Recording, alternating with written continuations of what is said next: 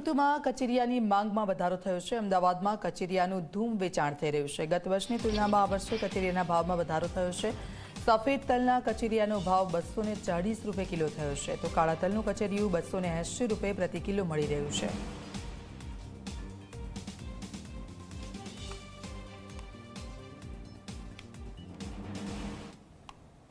ફૂલ ગુલાબી ઠંડીની શરૂઆત થઈ ચૂકી છે, શિયાળો જામી ચૂક્યો છે અને એની વચ્ચે અમદાવાદમાં કચરિયાની ડિમાન્ડ ખૂબ વધારે છે।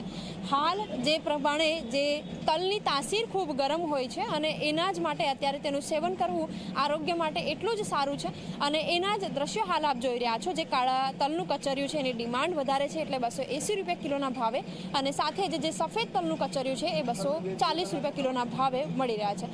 હાલ જે કચરિયું બનતું હોય છે તેમાં સૂંઠ, ગોળ અને તલનો ઉપયોગ થતો હોય છે અને જ્યારે તેને બનાવવામાં આવે છે ત્યારે તેમાંથી તેલ છૂટું પડે છે। આ જે તેલ છે એ શરીર માટે ખૂબ લાભપ્રદ હોય છે અને અત્યારે માંગમાં પણ વધારો છે। જો કે ભાવની વાત કરીએ, ગયા વખતની કમ્પેરિઝનમાં આ વખતે કિલો દીઠ 30 થી 40 રૂપિયા કિલો ભાવ વધારો છે।